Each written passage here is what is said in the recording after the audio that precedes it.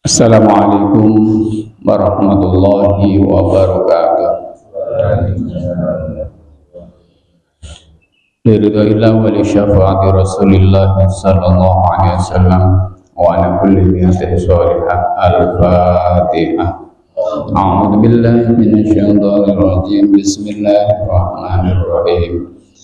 Alhamdulillahi rabbil alamin arrahmanir rahim maliki yaumiddin iyyaka na'budu wa iyyaka nasta'in ihdinas siratal mustaqim siratal ladzina an'amta 'alaihim ghairil maghdubi 'alaihim waladdallin. Amin. Raditu billahi rabba wa bil islami dina wa bi muhammadin nabiyya wa rasula rabbi zidni ilma warzuqni fahma amin. Sayyidul istighfar. Bismillahirrahmanirrahim.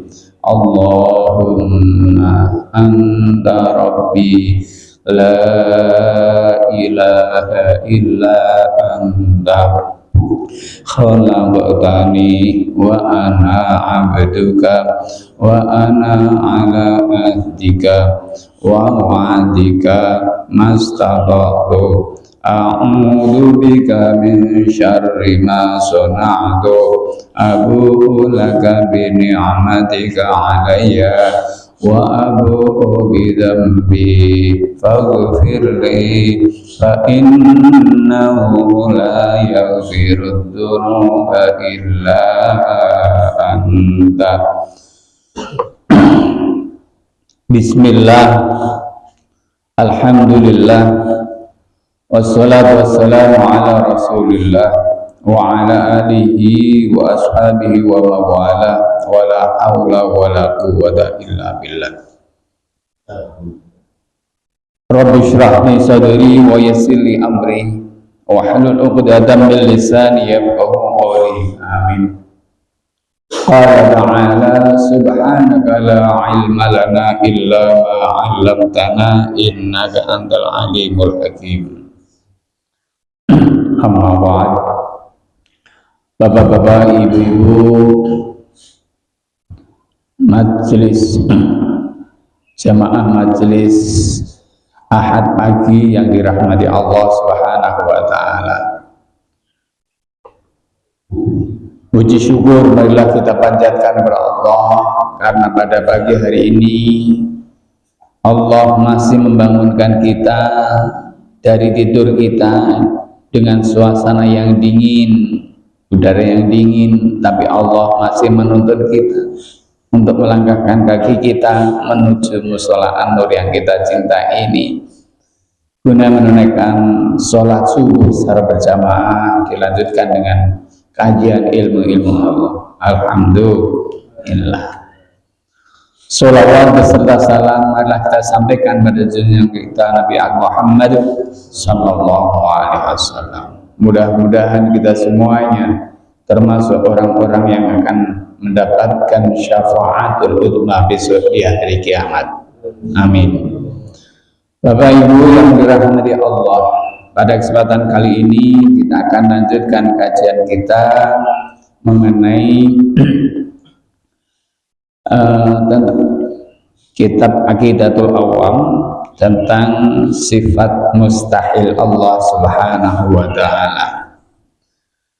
Wa qala musannifu wal mustahilu lidu kulli wajibin fa fadli khamsina bihukmin wajibin. Wal mustahilu, dan sifat atau mustahilnya Allah ayat ala kulli mukallafin, ayat takita annal mustahila ala Allah wa rasulih. Jadi setiap mukallaf itu wajib untuk meyakini annal mustahila Allah wa rasuli ditubula sifatin wajibatin lillah wa rasuli. Yani harus meyakini bahwa Allah itu mustahil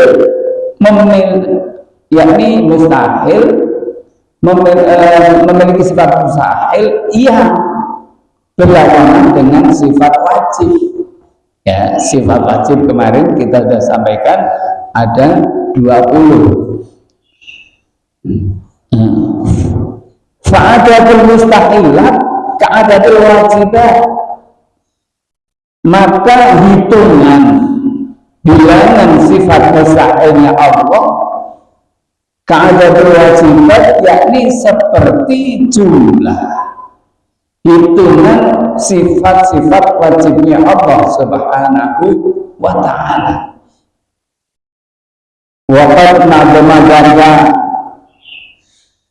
Iwan Ibnu Ahmad Al-Ghamrani ad-daduha isruna misluha atat likulli wasfin nakisun fi masabat wa yal adamu hudusuhu kada adal fana wa qawluhu mumasilan jalalana wa adamul qiyami aw tajaduhu wa adzuhu an mumkinin ijaduhu kada karahatun wajahlun somam wal maudu ayyuh wal ama wal baknu wa ma baqiya min ridduta qaddana min wa falaysa yakadul dayana.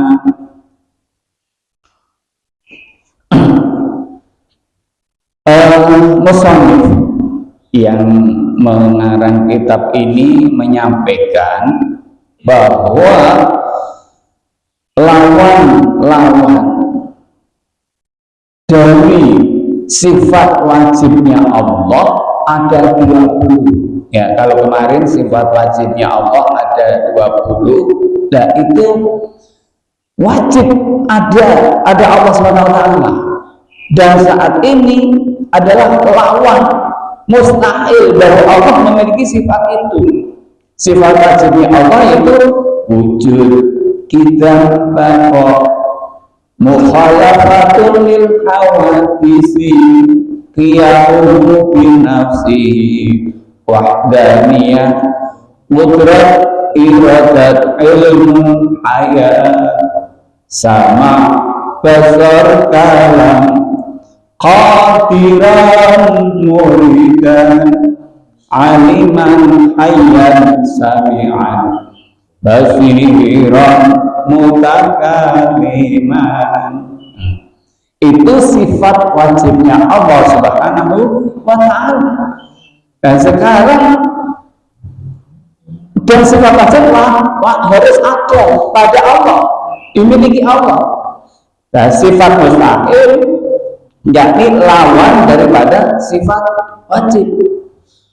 Sifat wajibnya Allah wujud yang pertama. Lawannya adalah adam. Bahwa adam itu tidak ada. Maksudnya adam, kalau Adam pakai alif itu Nabi Adam. Adam pakai ain, artinya tidak ada. Masa Allah tidak ada? Terus siapa yang menciptakan alam semesta ini? Siapa yang menciptakan manusia? Dan lain sebagainya. Maka mustahil bagi Allah untuk memiliki sifat ada. Ya, tidak mungkin Allah memiliki sifat ada. Sifat Allah yang kedua adalah qidam, terdahulu, bahwa Allah adalah qidam. Terdahulu maksudnya sebelum adanya sesuatu Allah sudah ada. Bukan karena Allah itu dilahirkan atau Tuhan itu ada setelah adanya yang lain. Dan terus siapa yang menciptakan sebelumnya? Maka Allah mu'al mustahil memiliki sifat apa? Kudus. Baru ya, Adam lawannya kudus, bukan kudus tapi kudus, hadasan, anyar. Anyar maksudnya apa? Baru maksudnya bagaimana? Setelah adanya alam, setelah ada yang lain, Allah baru muncul. Lah ini mustahil bagi Allah Subhanahu wa Ta'ala. Tidak mungkin lah sebagai Tuhan munculnya belakangan. Sebagai Tuhan kok dilahirkan, itu tidak mungkin. Dan sifat Allah, sifat wajib Allah yang ketiga adalah baqa, lawannya adalah fana. Baqa itu kekal, abadi, tidak rusak. Tidak rusak, Allah tidak rusak. Kullu syai'in halikun illa wajhah. Segala sesuatu akan rusak illa wajah, kecuali Allah Subhanahu wa Ta'ala. Maka Allah mustahil memiliki sifat fana. Enggak mungkin masa Allah memiliki sifat rusak. Berarti kalau Allah sudah rusak, dan terus siapa yang mengatur semuanya?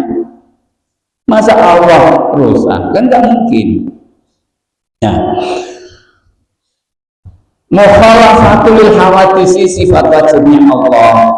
Ya, Allah itu berbeda dengan yang lain. Masa Allah sama dengan manusia? Karena di luar sana ada yang mengatakan Tuhannya sama dengan manusia, yang memiliki mata, memiliki telinga, memiliki tangan, kaki dan sebagainya. Bahkan manusia dituhankan. Dan Allah mustahil memiliki sifat mumasalatu lil hawadisi. Jadi mumasalah itu menyerupai. Ya Allah ya tidak menyerupai lah. Masa Allah menyerupai dengan makhluknya, dengan yang baru-baru ini, dengan ciptaannya? Tidak mungkin. Maka dari itu mustahil bagi Allah untuk memiliki sifat mumatsalatu lil hawadisi, menyerupai, menyamai dengan sesuatu yang baru atau dengan makhluknya. Yang kelima adalah qiyamuhu bi nafsihi, bahwa Allah itu sifat wajibnya Allah, qiyamuhu bi nafsihi, berdiri dengan sendirinya tanpa perlu bantuan orang lain, tanpa bantuan makhluk yang lain. Ya. Lah, yang sifat mustahilnya Allah lawannya adalah ihtiyaj ila ghairihi, membutuhkan bantuan dari yang lainnya. Masa Allah ingin menciptakan langit, bumi, sebagainya, minta dibantu oleh yang lain? Tidak. Berarti sifat ketuhannya tidak ada qiyamuhu bi nafsihi. Padahal Allah wajib memiliki sifat qiyamuhu bi nafsihi, berdiri sendiri, tegak. Lawannya tadi ada ihtiyaju ila ghairihi, membutuhkan bantuan dari yang lainnya. Qudrah, Allah itu berkuasa, ya. Tapi mustahilnya Allah al-ajiz, yang lemah. Masa Allah lemah? Nah, kalau ada makhluknya yang berdoa atau menjadikan sesuatu karena Allah lemah, istirahat dulu, tidur dulu, duduk dulu dan sebagainya, tidak bisa. Allah itu putra kuasa, ya. bukan lemah. Lemah itu ya lemah bukan tanah, tapi tidak memiliki kekuatan. Tidak memiliki kekuatan. Dalam ini kekuasaan dalam hal menyediakan segala sesuatu, menciptakan segala sesuatu. Itu kudroh kuasanya Allah Subhanahu wa taala. Dan sifat mustahilnya Allah adalah al-ajzu. Ya. Iradah, Allah memiliki kehendak. Nah, kehendaknya Allah seperti apa? Ya, sesuai dengan yang diinginkan Allah. Allah ingin menciptakan bumi, alam semesta. Itu kehendak Allah Subhanahu wa taala. Bukan karena dipaksa. Maka lawan daripada kata iradah, sifat iradahnya Allah adalah karohah. Ya, mustahil bagi Allah memiliki sifat karohah. Terpaksa.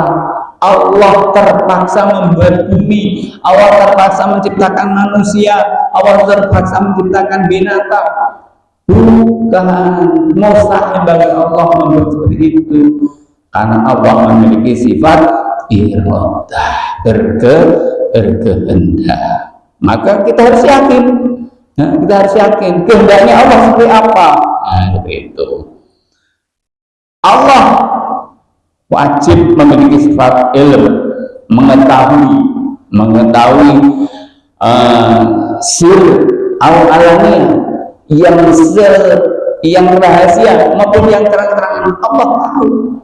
Lah sifat maksudnya mustahil, lawan daripada sifat ilmu ini ada jahil, bodoh.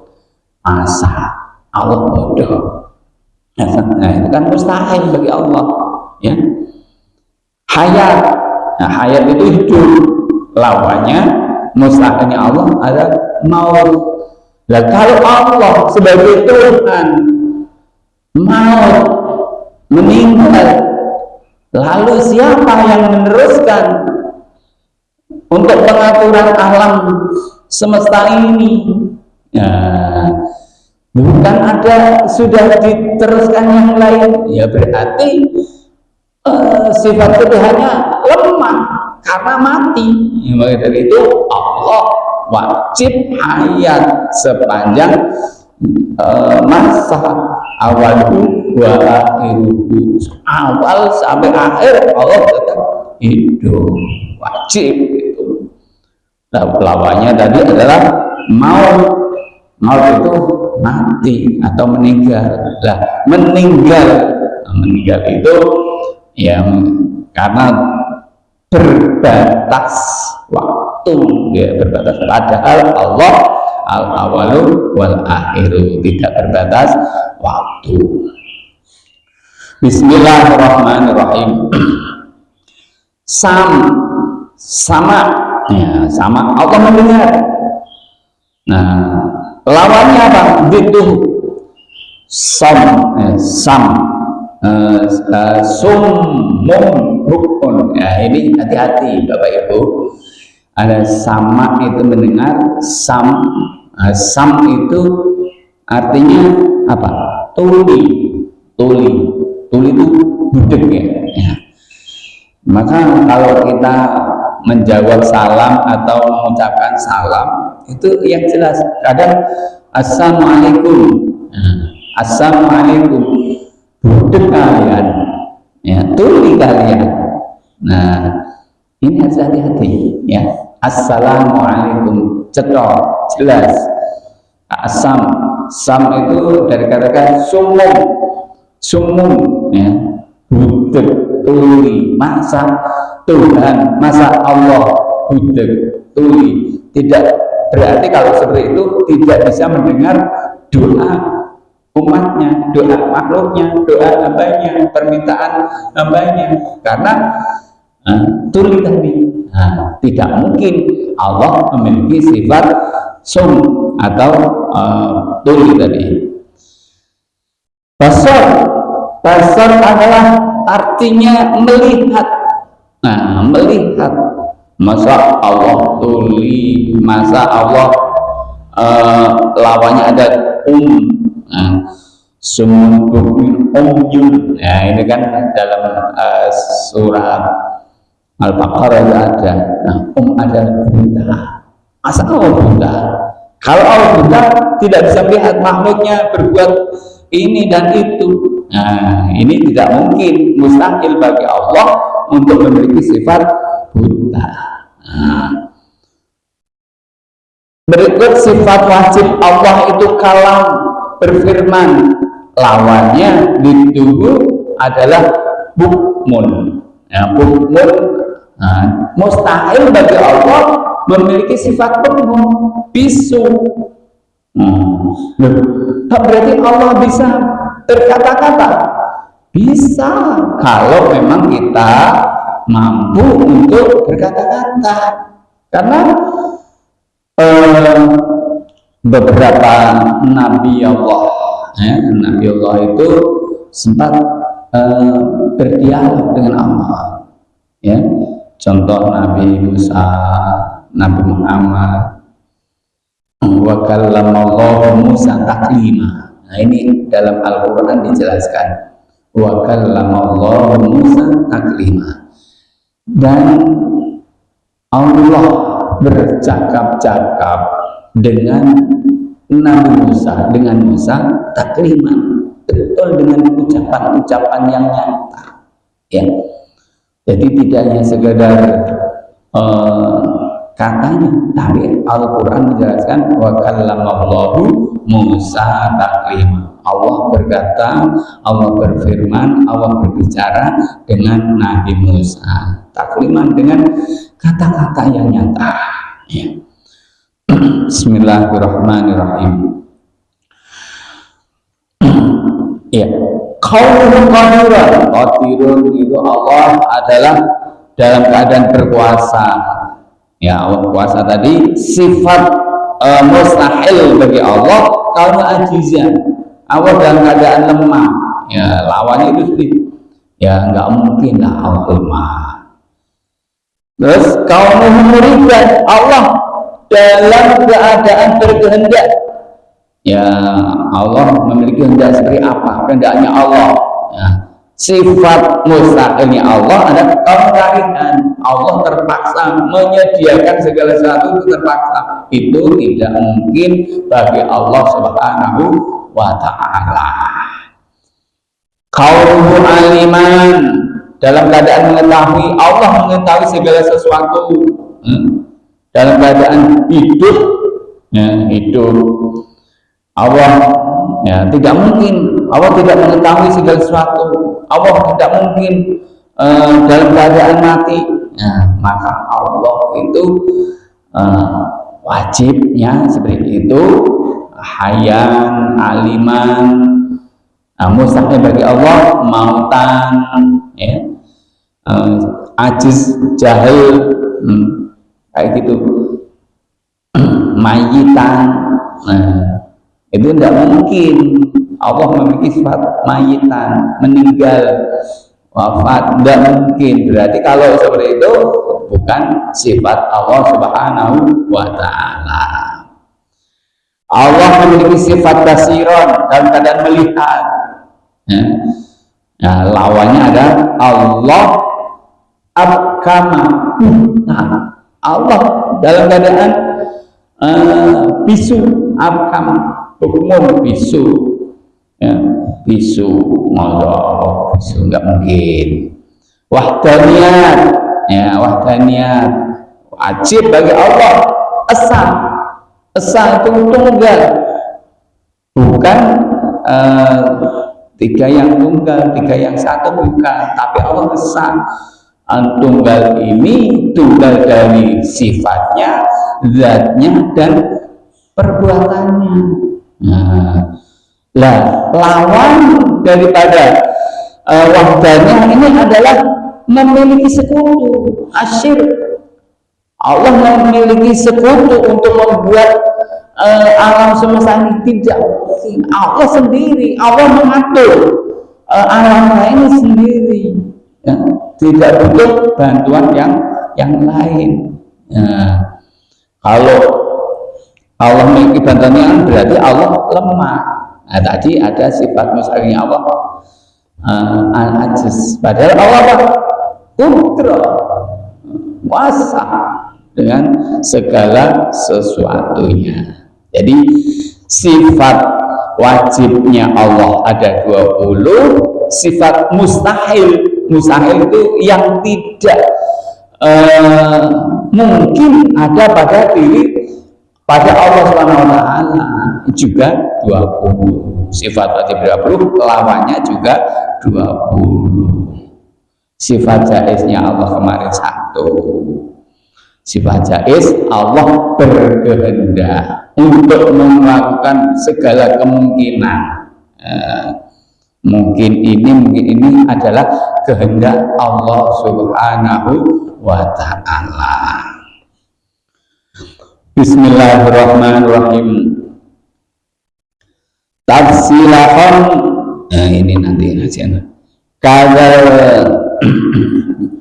wa ujibna lil anbiya'i wal amanah wasidqa wat tabligha wal fatana wa tiduha ahil bukal khiyana kadal kadibu kitmanukum diyana baladatun fadallati qad wajaba lillahi war rasulil kirami mujiba. Tadi sudah sampaikan sifat mustahil bagi Allah. Sifat wajib Allah ada 20, mustahilnya juga 20. Kemarin saya sudah sampaikan sifat wajibnya Rasul ada 4, mustahilnya Rasul juga ada 4, lawan daripada sifat wajib yang dimiliki oleh seorang nabi atau Rasul. Nah, sifat wajibnya Rasul wa wajibna lil anbiya al amanah, wajib bagi nabi-nabi itu memiliki sifat amanah. Wa dia akhirul kafianah, lawan daripada amanah adalah khianat. Oh, diberi amanah kok tidak bisa dia percaya, itu namanya khianat. Kalau sidik itu artinya apa kemarin? Sidik adalah artinya jujur. Seorang nabi tidak mungkin memiliki sifat kadzib, bohong. Kitman, sifat nabi tidak boleh memiliki sifat menyembunyikan. Karena sifat nabi wajib, sifat wajib nabi adalah tabligh, menyampaikan, menyebarkan. Maka kalau tidak menyebarkan, kitman, menyembunyikan, lawannya adalah menyembunyikan.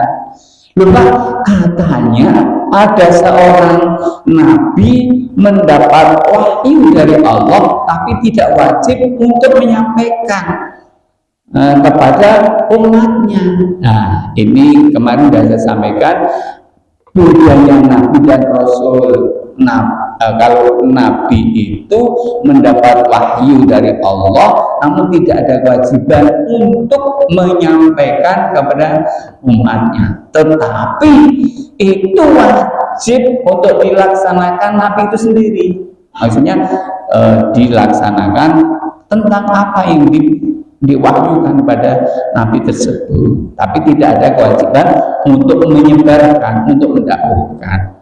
Tapi kalau seorang Rasul itu mendapatkan wahyu dari Allah dan ia wajib untuk mendakwahkan, menyebarkan, menyampaikan kepada umatnya. Nah, ini bukan berarti sifat kitmannya Nabi menyembuhkan, bukan menyembuhkan. Ini dimanfaatkan, diwajibkan untuk dilakukan oleh Nabi itu sendiri. Nah gitu, bukan tidak ada kewajiban untuk menyebarkan ini itu. Berbeda ya, kalau Nabi itu Nabi atau Rasul wajib memiliki sifat fatonah, cerdas ya. Kemarin saya sampaikan al-fatanah itu artinya adalah cerdas, ya, cerdas. Az-zaka, zaka itu cerdas pikirannya, otaknya. Nah, ini lawannya adalah balaga, bodoh. Masa seorang nabi bodoh? Nah, ini tidak mungkin. Kalau nabi bodoh itu akan mempermalukan yang menyuruh. Maka jangankan Allah, seorang presiden ketika mengangkat seorang menteri sebagai pembantu untuk membantu program-programnya, memilih orang-orang hebat. Itu dalam kehidupan dunia. Apalagi ini Allah ingin menyebarkan agamanya melalui seorang nabi, seorang rasul, tentunya dipilihlah manusia-manusia yang hebat, yang tidak bodoh, yang cerdas. Walaupun seorang nabi, seorang rasul itu tidak belajar di bangku formal, di bangku sekolah. Contohnya Nabi Muhammad sendiri itu seorang ummi, orang yang tidak bisa membaca dan menulis, tetapi kecerdasan otaknya luar biasa. Ya, begitu diajarkan oleh malaikat Jibril ketika mendapatkan wahyu dari Allah. Ya, nah saat pertama Iqra, dan perlu Bapak Ibu ketahui, Nabi Muhammad SAW mendapat wahyu dari Allah itu melalui malaikat Jibril.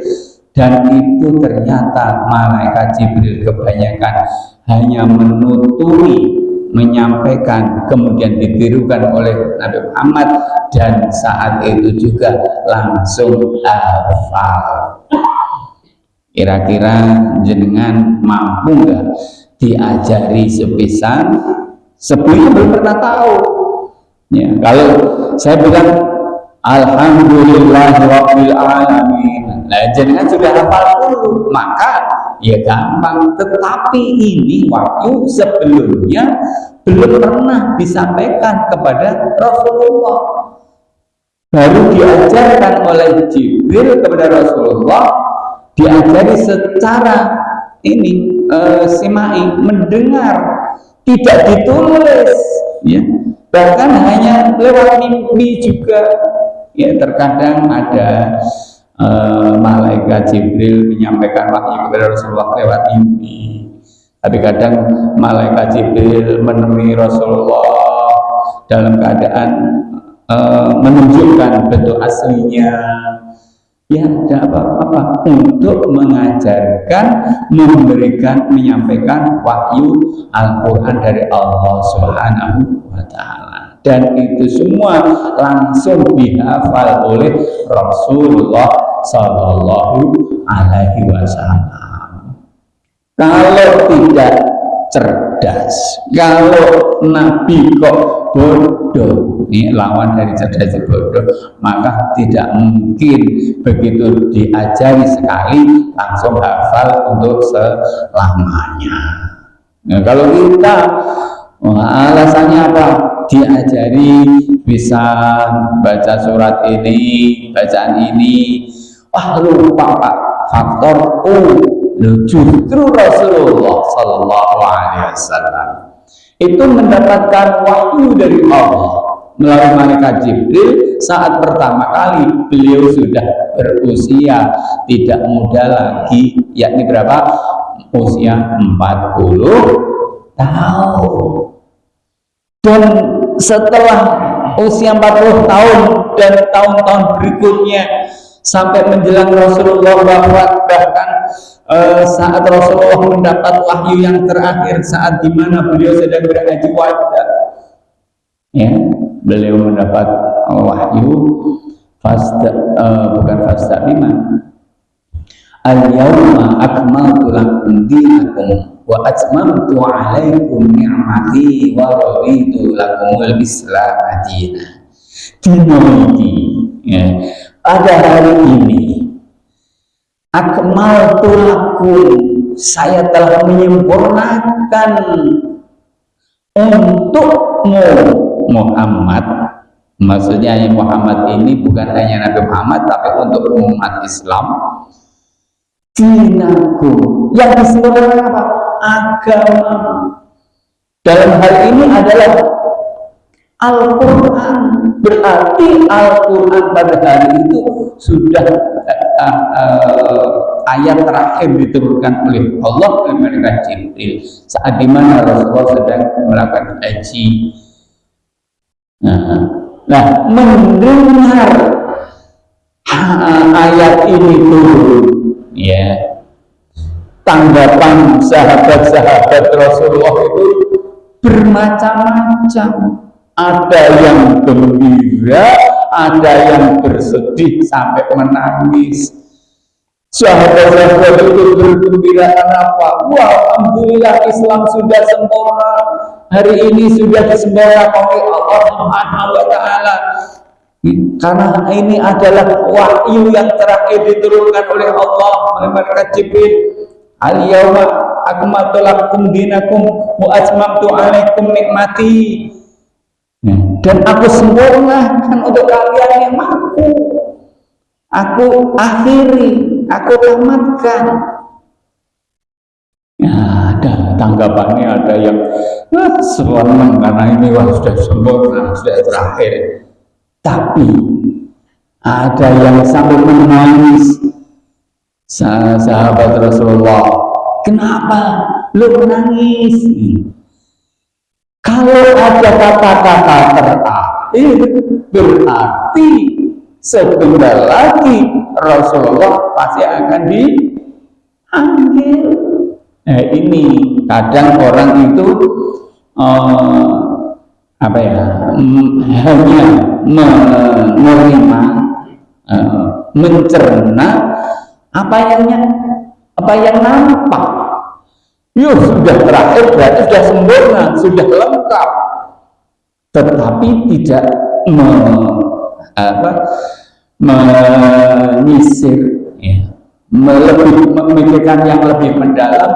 Kalau sudah sempurna, berarti ini detik-detik terakhir Rasulullah hidup di dunia.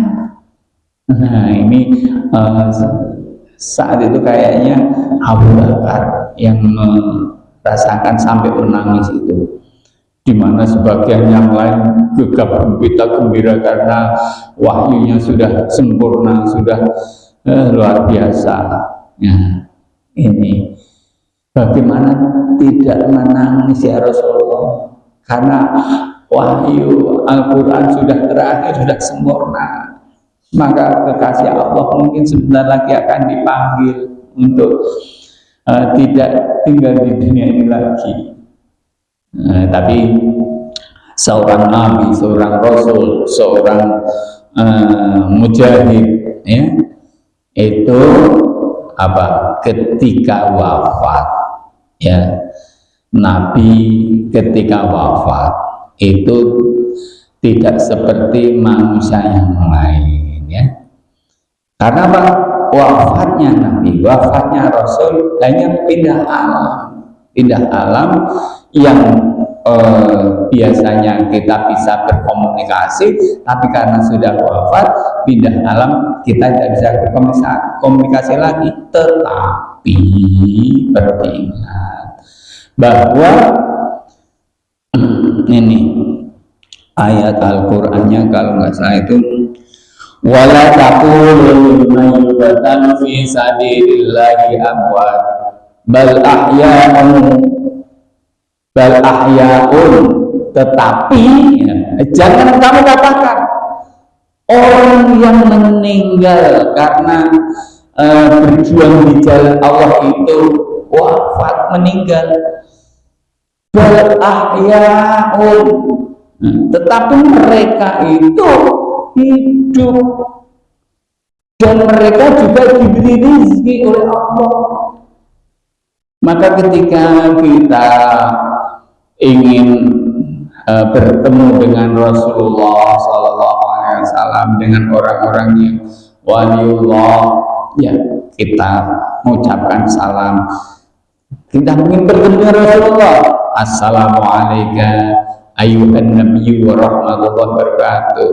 Rasulullah hadir di hadapan kita. Kita bersolawat kepada Rasulullah, hadir di hadapan kita. Nah, jangan kemudian lupa di mana Rasulullah nggak ada di depan kita. Tapi hadirnya Rasulullah, ya mungkin kita tidak bisa melihat, tetapi kita bisa merasakan bagaimana ketenangan hati kita saat kita memandangkan sholawat, mengucapkan sholawat, membaca sholawat. Ya, ketika Allahumma sholli ala Sayyidina Muhammad wa ala ali Sayyidina Muhammad sallallahu ala Muhammad. Bahkan ada dalam sebuah hadis, man sholla alaiya salatan wahidatan sallallahu biha asyra. Siapa yang membaca salawat sekali atas diriku, maka Allah akan berikan berkali. Dalam hal ini disaksikan. Bahkan ada hadis lagi, ya, suara sendal langkah orang yang menguburkan seorang jenazah itu didengar oleh sang mayit di kuburan itu. Ya, jangan kita berpikir alah udah meninggal deh kita bisa membicarakan seenaknya saja. Tidak. Ya, Rasul pernah mengatakan suara sandal orang yang menguburkan itu didengar oleh sang mayit. Maka ketika maaf Bapak Ibu sedang bertakziah layat ke rumah duka, jangan kemudian kita bercanda, kemudian kita bergurau, kita tertawa, ketawa ketiwi, berbahak-bahak, itu menghina jenazahnya. Ya, karena mereka si jenazah ini mengetahui, mendengar apa yang kita ucapkan. Maka ketika ya ada orang yang meninggal, ya kita mengucapkan yang baik-baik, ceritakan cerita yang baik-baik saja, tidak perlu mengungkap kesalahan-kesalahannya, dosa-dosanya. Biar itu tanggung sendiri kalau ketika ada kesalahan dosa-dosa yang dia lakukan. Tapi kalau bisa ya ditutupi aib-aibnya. Ya kalau membicarakan, bicarakanlah yang baik-baik saja. Bapak Ibu yang dirahmati Allah, tadi kita sudah bahas tentang sifat mustahilnya Allah dan Rasulullah SAW. Mudah-mudahan kita harus yakin, kita harus wajib bagi seorang mukallaf untuk meyakini bahwa Allah itu memiliki sifat mustahil. Ya, masya Allah tidak ada kayak gitu kan? Itu. Mudah-mudahan apa yang kita bahas ini bermanfaat bagi kita semuanya dan Allah memberikan hidayah, pertolongan, tuntunan, bimbingan kepada kita sehingga menambah keimanan kita kepada Allah Subhanahu wa taala dan Allah beri kekuatan untuk bisa istiqomah di jalan yang benar. Mungkin itu yang saya sampaikan. Kita akhiri dengan bacaan Qur'an asli dan doa kafaratul majlis. Bismillahirrahmanirrahim. Wal asri innal insana lafi khusrin illa alladziina aamanu wa 'amilus shalihati wa tawassaw bil haqqi wa tawassaw bis sabr. Subhanakallahumma wa bihamdika asyhadu an la ilaha illa anta astaghfiruka wa atubu ilaik. Assalamualaikum warahmatullahi wabarakatuh.